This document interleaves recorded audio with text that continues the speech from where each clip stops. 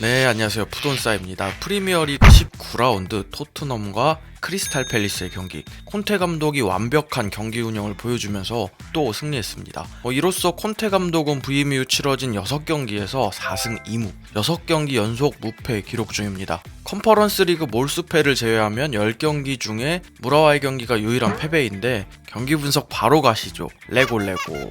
먼저 라인업을 살펴보면 콘테 감독은 살짝 변화를 줬습니다. 부상으로 뛰지 못하는 세세뇽 대신 레길론이 나왔고 벤 데이비스가 휴식을 부여받으면서 탕강가가 선발로 나왔습니다. 제가 지난 경기에서 탕강가가 경쟁에서 살짝 밀린 모습이라고 하자마자 선발로 나왔네요. 한편 코로나로 인해 경기 연기를 요청했던 크리스탈 팰리스는 스쿼드가 단촐했습니다. 벤테케, 미하일로비치 등 여러 선수들이 코로나로 인해 출전하지 못했습니다. 그럼에도 불구하고 토트넘이 초반에 풀어나가는데 조금 애를 먹었습니다. 빌드업 상황에서 대부분 산체스 쪽으로 풀어나가다 보니까 전방 압박에 고전을 좀 했습니다. 여기서 토트넘이 바뀌었다고 느낀 게 예전 같으면 안 풀릴 때 그냥 앞으로 뻥 찼을 텐데 호이베르와 스킵이 적극적으로 내려오면서 결국에는 풀어내는 모습을 보여줬습니다. 오늘도 토트넘의 전방 압박 강도는 적당히. 오늘 경기에서 손흥민 선수는 평소처럼 공받을 수 있는 위치로 움직이면서 동료를 이용해서 주고받고 기회가 생기면 마무리하려는 모습을 보여줬습니다. 손흥민, 모우라, 케인 이 공격수들이 이 앞에서 얼마나 잘 움직여주냐에 따라서 토트넘의 공격 전개라든지 유기적인 움직임이 나오는데 요즘 토트넘은 그게 참 잘 되는 것 같습니다. 특정 선수가 희생을 한다거나 하는 게 아닌 팀 전체가 유기적으로 움직이는 모습. 전반 24분 토트넘의 득점 찬스. 이번에는 케인이 내려와서 공을 받아주고 레길론에게 전환을 해줍니다. 레길론은 공을 받은 이후 손흥민 선수에게 넘겨주는데 슛 타이밍이 안 나오자 손흥민 선수는 안전하게 키핑, 이후 다시 레길론에게. 여기서 레길론한테 패스할 때 조엘 워드 다리 사이를 통과시키면서 여유 넘치는 모습을 보여줬고요. 이후 레길론의 크로스를 모우라가 노마크 찬스에서 헤더를 하는데 아쉽게도 너무 꺾으면서 파포스트 쪽으로 빗나갑니다. 제가 이 공격 장면을 언급한 이유는 오늘 토트넘이 지공 상황에서 반대편으로 전환하는 플레이를 참 잘해줬습니다. 스킵과 호이베르가 총 14개의 롱볼을 시도했는데 그중 11개를 성공시켰습니다. 스킵은 4번 시도해서 모두 성공, 호이베르는 10번 시도해서 7번 성공. 강팀들이 지공 상황에서 상대 수비를 흔들 때 하는 가장 기본적인 플레이가 반대 측면으로의 전환인데 오늘 토트넘이 약간 그런 향기를 냈죠. 시원시원하고 뭔가 강팀스러운 경기력. 물론 상대 스쿼드가 온전치 못한 부분은 감안할 필요는 있습니다. 전반 31분 토트넘의 선제골 역시 과정이 아주 간결하고 좋았습니다. 빌드업 상황에서 스킵이 넘어지면서 호이베르한테 공이 가는데 이 과정에서 크리스탈 팰리스 선수들이 스킵의 핸드볼 파울에 대한 어필을 하면서 집중력이 약간 흐트러집니다. 그 사이 호이베르는 이를 무시하고 경기에 집중하면서 전방에 있는 모우라에게 전진 패스. 이 과정에서 톰킨스가 볼 처리를 제대로 하지 못하면서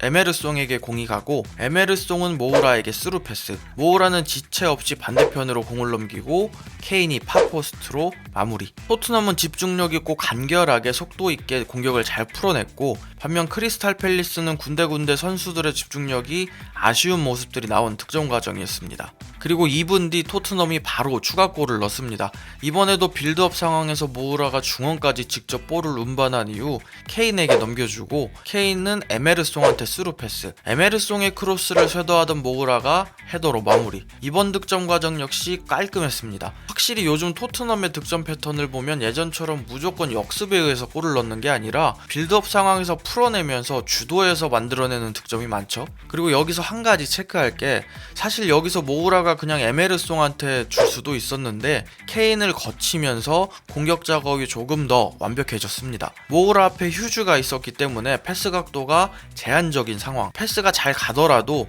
에메르송이 공을 잡아서 얼리 크로스를 하거나 직접 드리블을 통해 크로스 상황을 만들어내야 되는데 케인이 중간에서 크로스하기 좋게 깊숙하게 스루 패스를 넣어주는 부분이 유효했습니다. 사실 얼리 크로스의 경우에는 거리가 있기 때문에 수비수가 공격수를 체크할 시간이 충분한데 이렇게 깊은 위치에서 넘어오는 크로스는 보통 수비수들이 공에 집중을 해야 되기 때문에 뛰어들어오는 공격수를 체크하기가 더 어렵습니다. 보면 이 장면에서 손흥민 선수는 니어포스트 쪽으로 움직이는 모습이죠. 그리고 36분에 자아가 경고 누적으로 퇴장을 당합니다. 이건 솔직히 철저하게 산체스가 만든 퇴장이죠. 오늘 산체스가 계속해서 자아를 잘 막아내는 모습이 나왔는데 첫 번째 경고도 약간 자아의 짜증이 섞인 불필요한 파울이었죠.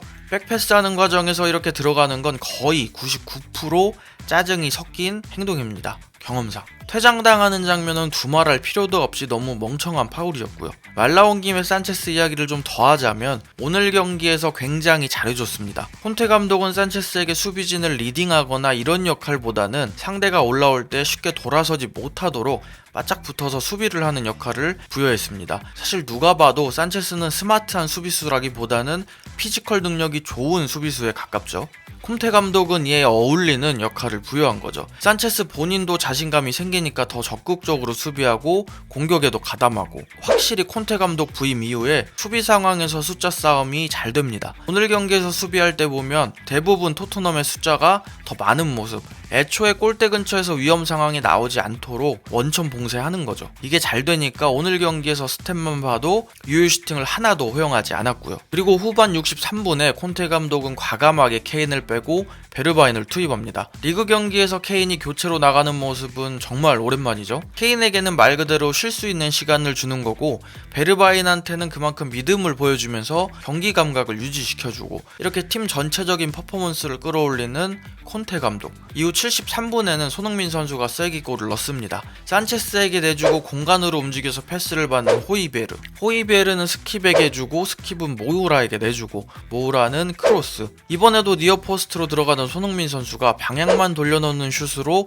마무리를 합니다. 경기 내내 니어포스트를 노리더니 결국 하나 넣는 손흥민 선수. 단체로 스파이더맨 셀레브레이션도 하고요. 그림상으로는 살짝 애매했는데 VAR 확인 결과 오프사이드가 아닌 걸로 판정되면서 손흥민 선수의 리그 8호 골. 손흥민 선수는 이번 골로 어느덧 득점 랭킹 4위로 올라섰습니다. 참고로 이번 시즌 토트넘이 리그에서 기록한 총 득점이 21득점인데 손흥민 선수가 8골로 38%를 담당하고 있습니다. 득점 이후 콘테 감독은 곧바로 손흥민 선수를 힐과 교체를 시켰습니다. 교체 과정에서 둘이 진하게 포옹하는 모습도 나왔고, 스태프들과 연달아 포옹하는 손흥민 선수.